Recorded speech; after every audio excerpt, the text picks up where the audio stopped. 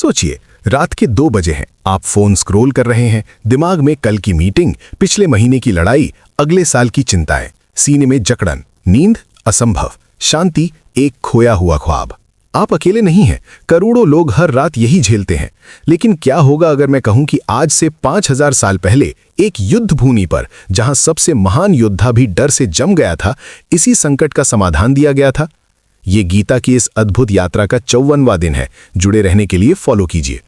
अर्जुन, महान धनुर्धर, अपने ही परिवार के सामने खड़ा, लड़ने में असमर्थ, हाथ कांप रहे हैं, गांडीव धनुष गिर चुका है, आवाज टूट चुकी है। और तब कृष्ण बोले, अध्याय 2 का 8वां श्लोक, न ही प्रपश्यामि ममापनुद्याद यच्छोक मुच्छोषणम इंद्रियाणाम अवाप्य भूमावसपत्न मृद्धम राज्यम सुराणामपि चाधिपत्यम। मुझे कोई ऐसा उपाय नहीं दिखता जो मेरी इंद्रियों को सुखाने वाले इस शोक को दूर कर सके। यहां तक कि अगर मुझे पृथ्वी पर निष्कंटक समृद्ध राज्य या देवताओं का आधिपत्य भी मिल जाए। 1 मिनट रुकिए, यह सिर्फ एक पुरानी कहानी नहीं है, ये आपकी कहानी है, मेरी कहानी है। कितनी बार आपने सोचा है कि अगर प्रमोशन मिल जाए तो खुश हो जाऊंगा, अगर गाड़ी आ जाए, घर बड़ा हो जाए, शादी हो जाए, बच्चा हो जाए। फिर वो सब मिल गया, लेकिन वो खालीपन, वो बेचैनी, वो अंदर का शोर, वो कहीं नहीं गया।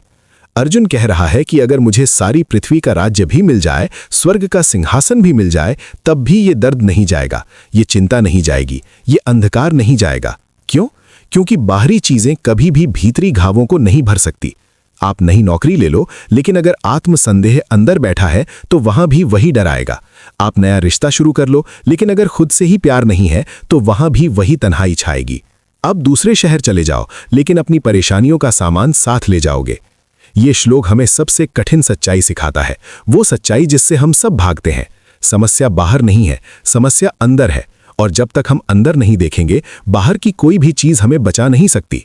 लेकिन यही आशा भी है, अगर समस्या अंदर है तो समाधान भी अंदर ही है।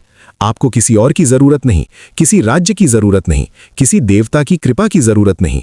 आपको बस अपने भीतर झांकने की जरूरत है, अपने विचारों को समझने की, अपनी भावनाओं को स्वीकारने की, अपने अस्तित्व के उस स्थान को खोजने की जहां कोई तूफान नहीं पहुंच सकता।